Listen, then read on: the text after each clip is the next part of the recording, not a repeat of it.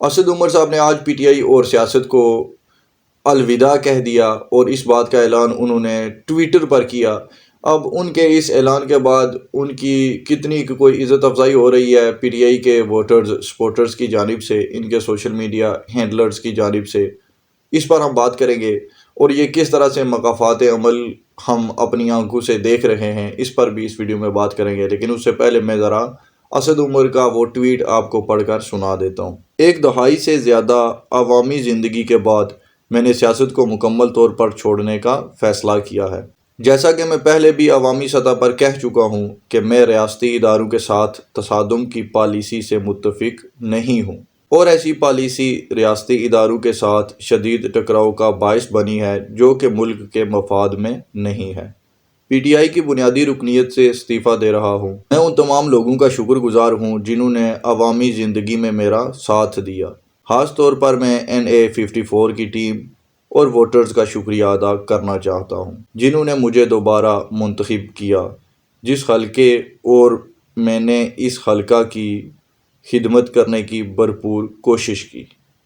اللہ پاک پاکستانی قوم پر اپنی رحمتیں نازل فرمائے۔ یہ تھا جی ان کا وہ ٹویٹ کہ جس میں انہوں نے اس بات کا اعلان کیا ہے کہ اب وہ سیاست اور پی ٹی آئی کو الوداع کہہ چکے ہیں۔ ایسے اعلانات پہلے پریس کانفرنسز کر کے کیے جاتے تھے، لیکن چونکہ اب ہمارے پاکستانی صحافی حضرات بھی بڑے شرارتی قسم کے ہیں، وہ پھر الٹے سیدھے سوال بھی کرتے ہیں۔ ان میں پھر کچھ ایسے بھی صحافی بیٹھ جاتے ہیں آ کر کے جو یہ بھی پوچھ لیتے ہیں جی کہ اتنے مہینوں تک آپ نے سیاست کیوں نہیں چھوڑی اور اب جا کر آپ کو ہوش آیا ہے؟ 9 مئی تو 6 مہینے پہلے ہوا تھا۔ تو اس طرح کے سوالات سے بچنے کے لیے شاید اسد عمر صاحب نے یہ ٹویٹر پر اس بات کا اعلان کیا، اور انہوں نے یہی سیم ٹویٹ انگلش میں بھی کی اور اردو میں بھی کی۔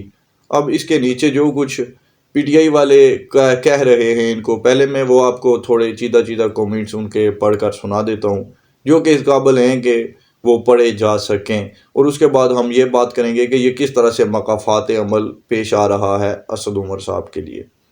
تو ایک بندہ ہے جس نے لکھا ہے کہ مجھے فخر ہے کہ میں نے پہلے دن سے آپ کو منافق، ڈرپوک اور نالائق کہا ہے، اور یہ بات 2017 میں بنی گالہ میں آپ کے منہ پر بھی کہی۔ دیکھ لیجئے کہ کتنی کوئی ان کی عزت ابھی ہو رہی ہے۔ اس کے بعد آگے کوئی فیاض شاہ صاحب ہیں، وہ فرماتے ہیں جی کہ صنم جاوید اور طیبہ راجہ جیسی عام خواتین جن کے پاس کوئی پارٹی پوزیشن نہیں، وہ آپ سے زیادہ باہمت ثابت ہوئی ہیں۔ پارٹی پوزیشن آپ کے پاس، وزارتوں کے مزے آپ نے لوٹے، اور مشکل وقت میں لیڈر اور ورکرز کو بھی چھوڑ کر سب سے پہلے بھاگ گئے ہو۔ معذرت، لیکن ایسے ابن الوقت لوگ چاہیے بھی نہیں پی ٹی آئی کو۔ اس کے بعد یہ مقدس فاروق صاحبہ ہیں، یہ کہتی ہیں جی کہ جاتے جاتے عمران خان کا شکریہ ادا نہیں کریں گے جن کی وجہ سے آپ کو اقتدار ملا۔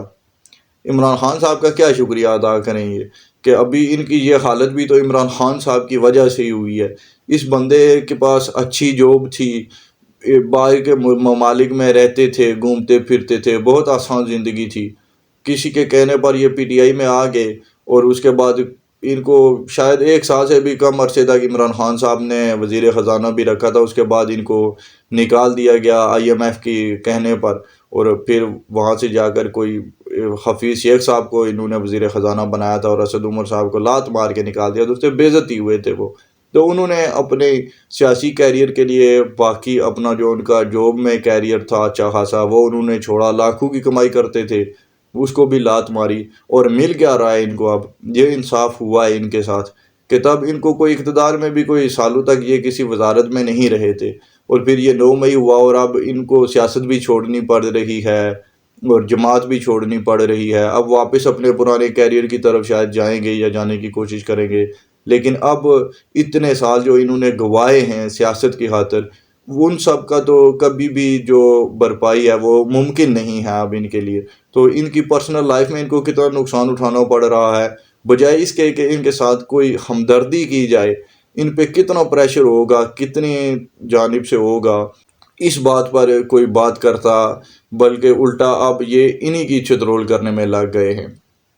ایک وقت تھا کہ جب عمران خان صاحب کہا کرتے تھے کہ جی یہ جو بھی لوگ ہیں اپوزیشن کے، یہ نون لیگ اور پی پی والے، ان کو کوئی محفلوں میں نہیں جانے دے گا، ان کے بچوں سے کوئی شادیاں نہیں کرنے کو تیار ہوگا. لیکن آج ہم دیکھتے ہیں کہ جو نون لیگ کے ووٹر سپورٹرز کی جہاں پہ شادیاں ہوتی ہیں وہاں پر تو وہ نواز شریف کے پارٹی گانے چلا رہے ہوتے ہیں شادیوں کے اندر بھی.